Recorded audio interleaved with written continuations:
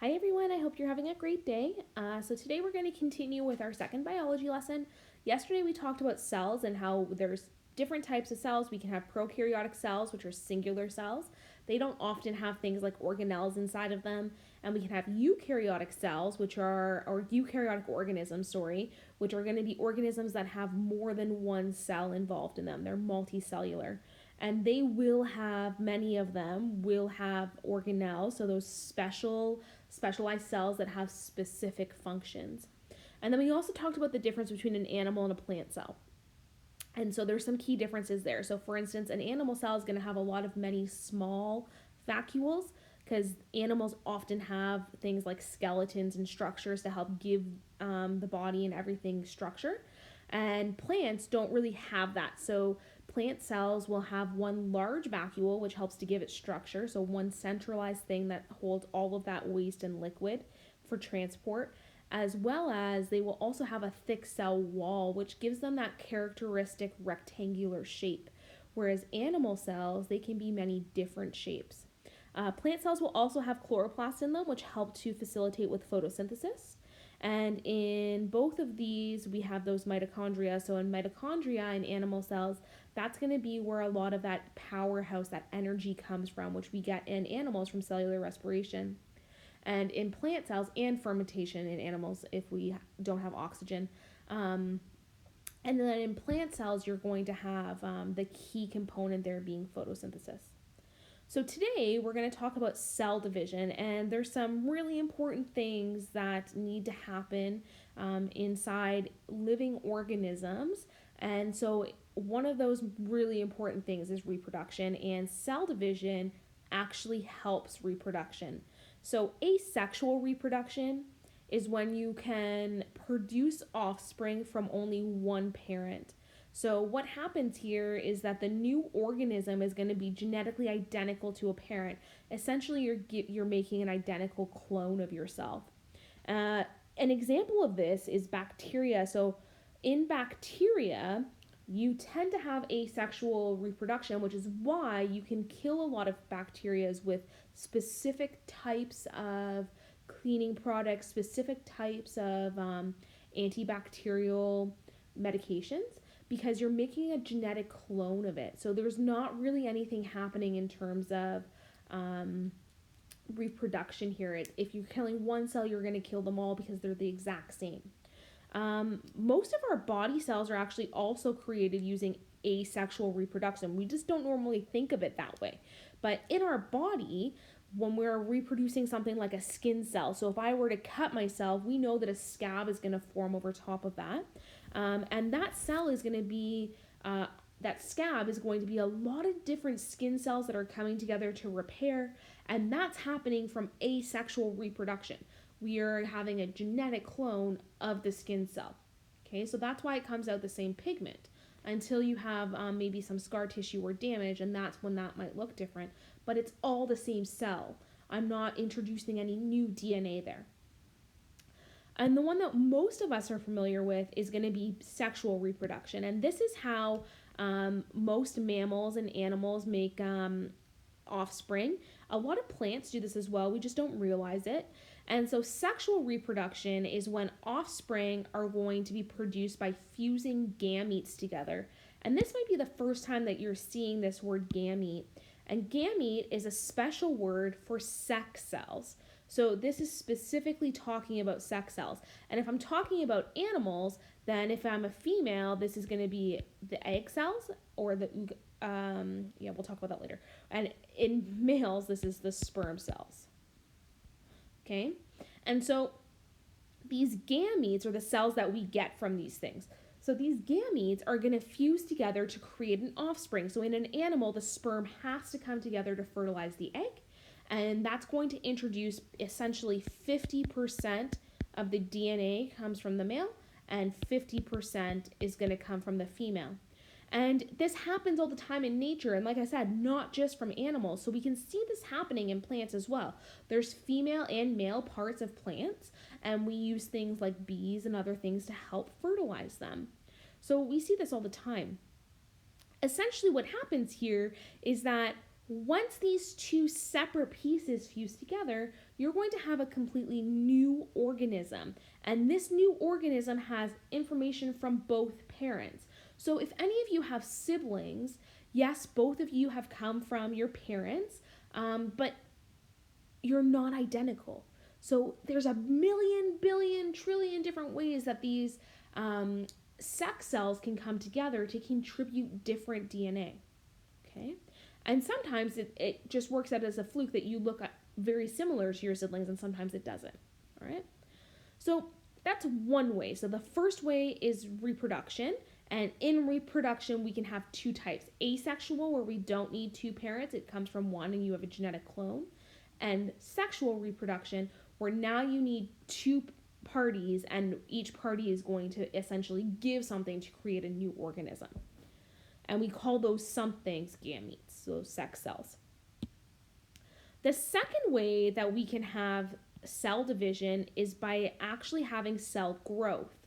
And what happens here is that a lot of things are happening in my cell. So I'm taking in oxygen, I'm taking in water, I'm taking in the sugar that we eat, and I'm using my mitochondria and performing cellular respiration. And once that happens, we know that a byproduct of cellular respiration is going to be carbon dioxide. Do you guys remember this?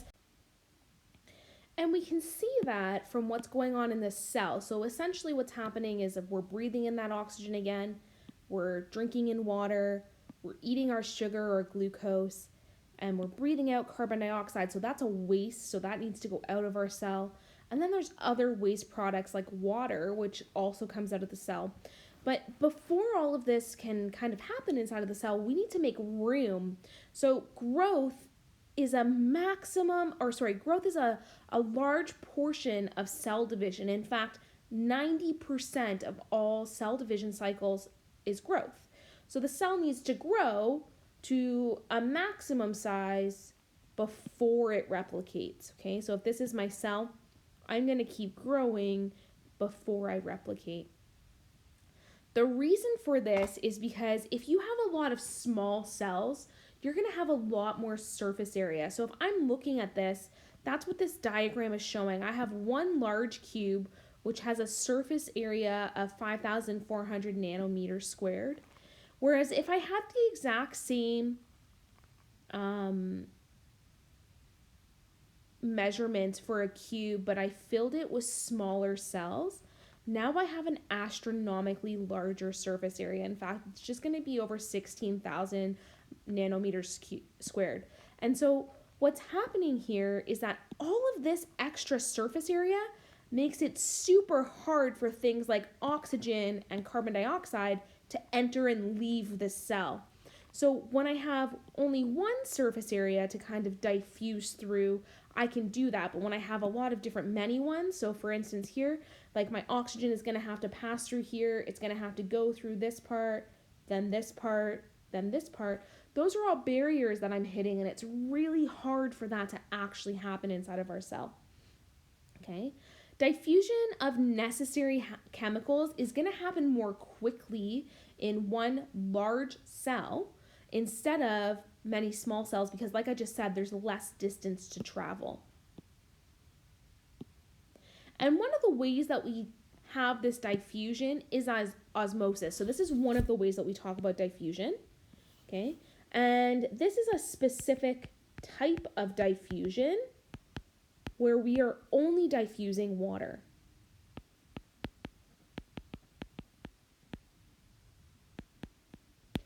And diffusion just means that we're crossing some sort of membrane. Okay, so remember, diffusion just means we're crossing some sort of membrane. And in this case, it means that we're either entering the cell or leaving the cell. So the diffusion of water happens so that we can balance minerals and materials in and outside of the cell. Okay, so think of it like if I'm eating a lot of salt. So inside my body, there's a ton of salt right now. In order for me to kind of even out the salt, I need to take water from the cells around me. So that's what we're talking about in terms of diffusion. We are always going to move from areas of high concentration to low concentration, okay? And this is how we balance it out. So for instance, and we're going to talk more about this, but for instance, if I needed to balance out how diluted my cell was, so here I have a high concentration of water. Do you guys see this?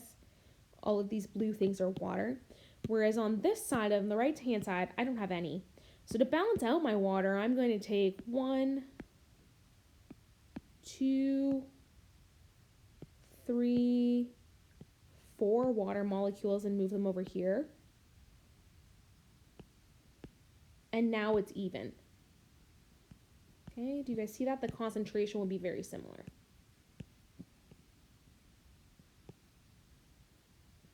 Okay, so these ones aren't here anymore.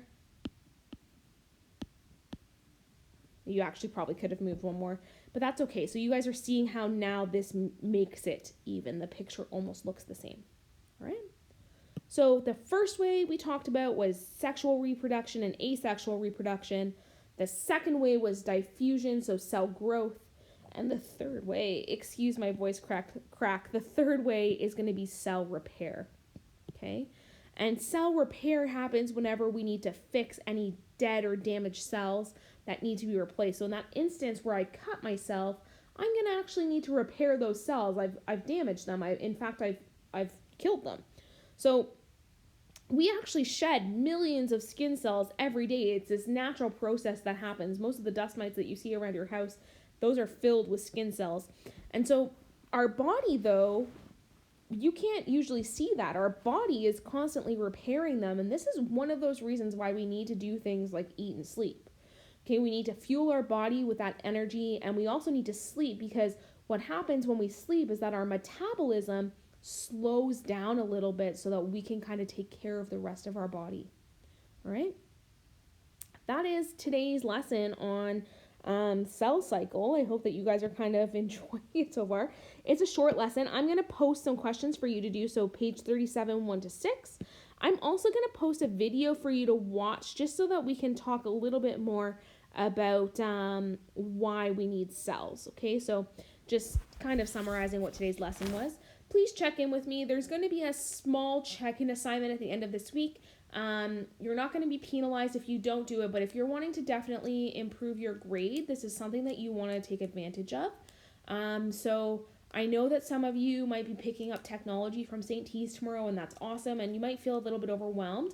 That's okay. I'm not going to make any late fees on our assignments, but I will tell you that once I hand back an assignment, essentially that's worth more marks, and I'll let you know what those are, then we're going to have to talk about some other arrangement.